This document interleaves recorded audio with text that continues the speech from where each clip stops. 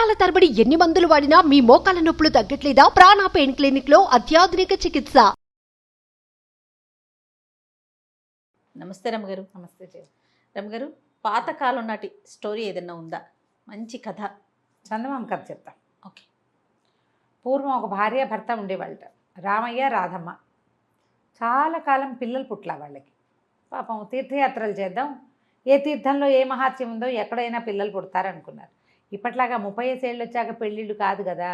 అప్పుడు ఆవిడకి 8 ఏళ్ళు, ఆయనకి 11-12 ఏళ్ళకే పెళ్ళిళ్ళు అయిపోయినాయి. 10-15 ఏళ్ళ తర్వాత, 20 ఏళ్ళ తర్వాత కూడా పిల్లలు పుట్ల. అలాగైనా వాళ్ళకి ఎక్కువ వయసులు లేవు, 30లో ఉన్నారు. సరే, తీర్థయాత్రలు మొదలుపెట్టారు. కొంచెం ధనికులే వాళ్ళు. అయితే ఏమైంది, కాశీ నగరానికి వెళ్ళారు. యాత్రలో చివరిదనమాట. కాశీ నుంచి ఇంటికి వచ్చేయాలి. కాశీలో గంగా స్నానం చేస్తుంటే భార్యాభర్త ఇద్దరు మునిగారు. ఆవిడ లేచాక ఆవిడకి దూరంగా ఏదో పళ్ళెం కొట్టుకొస్తున్నట్టుగా కనపడింది. ఆ పళ్ళెంలో ఒక పాము పిల్ల ఉన్నట్టు కనిపించింది ఆవిడకి. ఏమిటో పళ్ళెం కనపడుతుంది, ఏమిటా అని కాస్త కొంచెం ముందుకెళ్ళింది. అది కూడా అలలకి కొట్టుకొస్తుంది.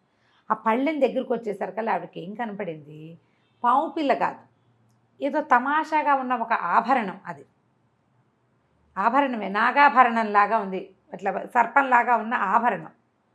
ఓహో, సరే బాగానే ఉంది. ఆవిడ ఏం చేసింది, భగవంతుడు ఏదో ఇంతమంది ఉంటే నాకే కనపడింది, నా చేతి ఈవిడ దగ్గరికే వచ్చింది కూడా. పట్టుకుని ఇంటికి తీసుకొచ్చింది. వాళ్ళు ఒకరు గది తీసుకుని బస ఉన్నారు. రేపొద్దున దేవాలయంలో వేసేద్దాం అనుకుంది. ఇది సాయంకాలపు సంగతి అన్నమాట.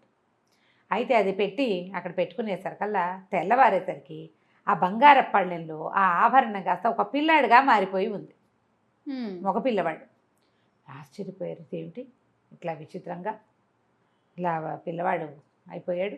భగవంతుడు గంగాదేవి మెచ్చి ఇచ్చింది నాకు సంతానం లేరని అని చెప్పి పిల్లాడు గంగ వల్ల దొరికాడు కాబట్టి గంగాదత్తుడు అని పేరు పెట్టుకున్నారు. ఓకే. పిల్లాడు చక్కగా బాగుండేవాడు. సరే, కాశీనగరం నుంచి ఇంటికి వెళ్ళిపోయాడు. అక్కడి నుంచి చక్కగా పిల్లాడు బుద్ధిమంతుడు. ఏదో స్కూల్లో చేర్పించారు, పాఠశాల. అప్పుడు చిన్న గురుకులాలే కదా, ఇంటి దగ్గర గురుకులంలో చేర్పించారు. ఏదో చదువుకున్నాడు. వీళ్ళకి ఆస్తి స్వాస్తి అన్నీ ఉన్నాయి కదా. పెద్దవాడయ్యాడు. ఓ పిల్లనిచ్చి పెళ్లి చేశారు. సుందరి అమ్మాయి పేరు, కోడలి పేరు సుందరి. అయితే అమ్మ నాన్న ఇద్దరు కాలం చేశారు. నాన్న కాశీలో మాకు ఇది చేయనైనా అని చెప్పి కాశీలో మాకు ఉత్తర క్రియలు చేయమన్నారు. అమ్మ నాన్న గతిచ్చాడు, తర్వాత అమ్మ గతిచ్చింది. సరే, ఏం చేశారు, సుందరిను నా గంగాదత్తుడు ఇద్దరు కలిసి కాశీకి వెళ్ళారు. కాశీకి వెళ్తే భార్యాభర్త ఒక చోట బస చేశారు. రోజు పిండ ప్రదానం చేశారు కొద్ది రోజులు. తర్వాత ఇక్కడే ఉందాం కొన్నాళ్ళు, చాలా హాయిగా ఉందనుకున్నారు. అయితే ఒకరోజు ఒక ముసలం వచ్చింది వీళ్ళింటికి. ఏమంది, సుందరికి నేను నీకు సహాయం చేస్తాను, పని చేస్తాను, ఏదైనా ఒక ముద్దబెట్టు అని చెప్పి సరే అనేసరికి సరే ఉంచుకుంది. రోజు ఆ కథలు ఈ కబుర్లు, ఈ కథలు ఆ కబుర్లు అవి ఇవి చెప్పుకునేవాళ్ళు. పెద్ద ఆవిడ కదా, ఆ ఊళ్ళో ఇలాగైంది, ఈ ఊళ్ళో ఇలాగైంది, మా చిన్నప్పుడు ఈ గుడి ఎక్కడితో తెలుసా, ఇలాంటి మాటలు మాట్లాడేసరికల్లా సరే ఆ బాగా అలవాటైంది. ఒకరోజు ఏమన్నది, ఏమే పిల్ల, మీ ఆయన నీతో మనసిచ్చి ఉంటాడు, భార్యాభర్తలు అంటే మనసిచ్చి పుచ్చుకోవాలి అంది. మేమంతా మనసిచ్చి పుచ్చుకున్నాం అంది సుందరి. ఏం మనసిచ్చి పుచ్చుకున్నావు, మీ ఆయన ఎక్కడ పుట్టాడో తెలుసా నీకు? ఏమో, మా అత్తగారికి పుట్టుంటాడు, ఇంకెక్కడ పుడతాడు, ఏమో అందరం ఎవరి ఊళ్ళో వాళ్ళు పుడతారు. కాదు, మీ ఆయన ఎక్కడ పుట్టాడో తెలుసుకో, అది కదా తెలియాలి. పెళ్లి సంబంధానికి వచ్చినప్పుడు మీ అత్తగారు మీ ఊరేది, మీ పేరేది, మీ అమ్మమ్మ ఊరు, మీ అమ్మ వాళ్ళ మాతామహులు, మీ నాన్న మాతామహులు అవన్నీ కనుక్కోలే. మరి నువ్వు అడిగావు మీ ఆయన ఎప్పుడైనా అంటే అడగలేదు. మరి అడుగు అనేసరికల్లా సరే ఈ పిల్ల ఏం చేసింది, భర్తని అడిగింది, నువ్వు ఏ ఊళ్ళో పుట్టావు, నువ్వు ఎక్కడ పుట్టావు అని అడిగేసరికల్లా ఇతను ఆలోచిస్తూ ఉండిపోయాడు. నాకు గుర్తొచ్చింది అని లేచి గబగబా నడుచుకుంటూ గంగానది వైపు వెళ్ళిపోయాడు. వెళ్ళిపోతే ఏమిటి గుర్తొచ్చిందని వెళ్ళిపోతున్నాడు బెరబెరా అని వాడు వెనకాలే వెళ్ళింది పరిగెత్తుకుంటూ. అతను ఏం చేశాడు, బుడుంగమని గంగలో మునిగిపోయాడు. అయ్యో, దూకేశాడు, గంగలోకి వెళ్ళిపోయాడు.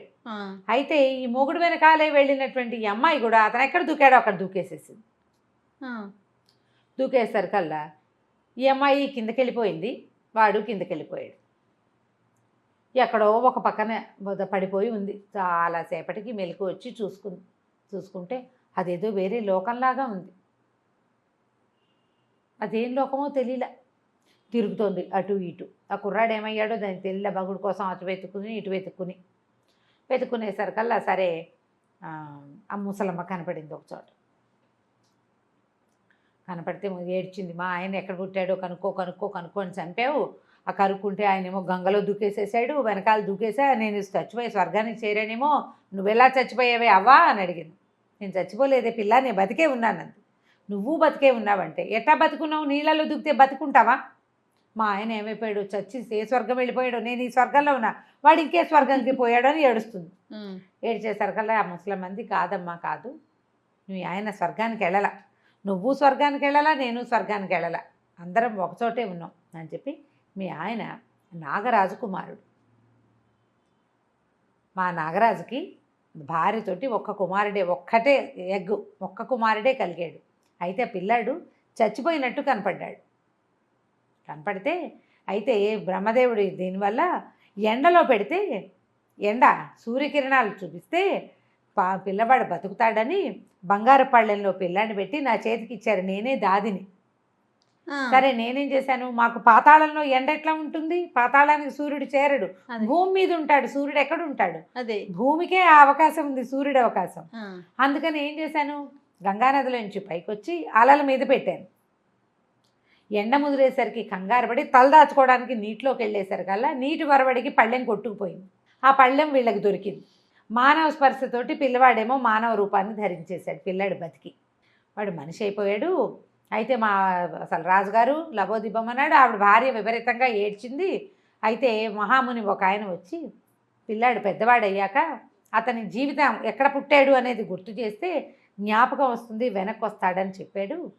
అందుచేత నేను వచ్చి ఆ విషయం గుర్తు చేయటం కోసం, ఎవరికో ఎలా తెలుస్తుంది, నాకే తెలుస్తుంది, నాగరాజు వాళ్ళకి తెలియదు, ఈ పిల్లాడు ఎక్కడ తప్పిపోయాడో నాకు తెలుసు. ఇంతకాలం నుంచి చచ్చి బతుకుతున్నాను ఇక్కడ నేను, ఆ పిల్లాడిని వెనక్కి ఇల్లు చేరిస్తే కానీ నాకు శిక్ష తీరదు. ఈవిడే కదా దాదే పట్టుకోదు, తన వల్లే కదా, అందుకని నేను ఆ పిల్లాడిని గుర్తు చేశాను అనేసరికి ఈ సుందరి వలవల ఏడ్చింది. నాకా వెదగా తల్లిదండ్రి పెద్ద ఎవరు లేరు, కుటుంబం చాలా చిన్న కుటుంబం, వాళ్ళు గతిచ్చారు, అత్తామామ గతిచ్చారు, ఇదేమో కాశీనగరం నేనున్నది, భర్త ఏమో ఇక్కడికి అయిపోయాడు, నా భర్తే కావాలి నాకు అనేసరికల్లా ఆ ముసలిదానికి జాలేసింది. వాళ్ళిద్దరూ ఎంత అన్యోన్యంగా ఉన్నారో చూసింది. అయితే ఓ పని చెయ్యి, ఇప్పుడు కాసేపు నీ భర్త నిద్రపోతున్నాడు, వాళ్ళ అమ్మ భోజనం తీసుకొచ్చాక నువ్వు కనపడు, మర్చిపోయాడేమో నన్ను, ఇప్పుడు మరి మా నాగపావం అయిపోయాడు కదా అంటే, కాదు నువ్వు కనపడితే గుర్తొస్తుంది, కనపడకుండా కట్టుదిట్ట చేస్తాడు తండ్రి, నువ్వు నా వెనకాల వచ్చేయి, నేను ఆ గదిలో నిన్ను ఒక చోట దాచిపెడతా. అతను నిద్రపోయి లేస్తాడు, వాళ్ళ అమ్మ భోజనం తీసుకొస్తుంది. భోజనం తీసుకొచ్చాక అన్నం తింటాడు, పూర్తిగా తిండు, మిగిలిన అన్నం నువ్వు తినేసి, అన్నం తినేస్తే ఇక నిన్ను అతను వదిలిపెట్టలేడు, ఎంగిల్ అన్నం తినేస్తే అని చెప్పేసరికల్లా సరే ఆ తోటలో నుంచి బోళ్ళని మెలికలు తిప్పి ఒక గదిలోకి ప్రవేశపెట్టింది. ఈ అమ్మాయి అక్కడ దాక్కుని కూర్చుంది. సరే బాగా తెల్లవారిపోయింది. 11 గంటలు అలా అయ్యేసరికల్లా ఆ నాగరాణి గారు భోజనం తీసుకొచ్చింది కొడుక్కి. ఇక్కడ పద్ధతులు అవి అలవాట్లు వాడికి తెలియాలి, పెద్దవాడు అయిపోయాడు కదా, అక్కడి నుంచి మానవ రూపంలో వాళ్ళు మామూలుగానే ఉంటారు, మనుషుల్లాగానే, అవసరమైనప్పుడు సర్పంగా మారుతారు. అక్కడి నుంచి ఆవిడ భోజనం తీసుకొస్తే కొంత తిని ఆ ప్లేట్ అక్కడ పెట్టి పడుకున్నాడు. అతను పడుకుంటే ఏమైనా నిశ్శబ్దంగా వచ్చి ఆ ఎంగిలన్నం చక్కగా అతను సగం తిని అన్ని వదిలిపెట్టాడు కదా, తినేసి అక్కడ కూర్చున్నాడు. వీడు లేచాడు, భర్త లేచి అమ్మాయిని చూసి, ఎవరు నువ్వు అన్నాడు. నీ భార్యని, నీ ఎంగిలన్నం తిన్నాను అంది. భార్యని అనగానే వాడికి గుర్తొచ్చింది, కావలించుకున్నాడు. అయ్యో నేను ఇక్కడికి ఎలా వచ్చాను, నువ్వు ఎలా వచ్చావు, నువ్వు నా వెనకాల ఎలా వచ్చేసావు అని అడిగాడు. నువ్వు గంగలో దూకావు, నీ వెనకాలే నేను దూకేశాను అని చెప్పేసరికల్లా, అమ్మో మా నాన్న చాలా చెండశాసనుడు, ఇక్కడ ఉండనివ్వడు, మరి నువ్వు వెళ్ళిపోమన్నాడు. వెళ్ళిపోమంటే, నువ్వు లేకుండా నేను వెళ్ళి ఏం చేస్తాను, భార్యాభర్తలం కదా మనం అని అడిగేసరికి అతనికి భార్యను వదిలిపెట్టాలని లేదు, అమ్మాయితో ఉండాలనే ఉంది, ఇక్కడ ఉంచుకోవడానికి తండ్రి ఒప్పుకోడు. సరే ఏం చేస్తాడు, ఆ పూటకు భార్యాభర్త ఆ గదిలోనే ఉండిపోయారు. మర్నాడు పొద్దున భోజనం తీసుకుని వాళ్ళ అమ్మ వస్తే నాన్న దగ్గరకు వెళ్తానని చెప్పి వెళ్ళి, ఇదిగో ఇది నా భార్య, చూపించాడు. నేను దీన్ని వదిలిపెట్టి ఉండలేను, పాతాళంలో మనుషులు ఉండటానికి కుదరదు.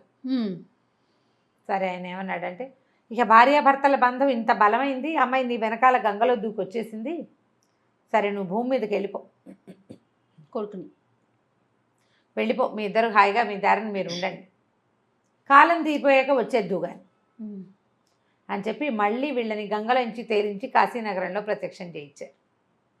వాళ్ళు ఇంకా సొంత ఊరికి వెళ్ళకుండా కాశీనగరంలోనే ఉంటూ ఎప్పుడైనా ఒకసారి వెళ్ళి తల్లిదండ్రికి కనపడేలాగా ఒప్పందానికి ఒప్పుకొని గంగానదిలోంచే వెళ్ళగలుగుతారు పాతాళానికి. అన్ని నదుల్లోనూ ఆ అవకాశం ఉండదు, గంగకే ఆ అవకాశం ఉంది. కాశీనగరం నుంచి అయితే సులువుగా పాతాళంలో వాళ్ళున్న నగరానికి వెళ్ళిపోతారనమాట.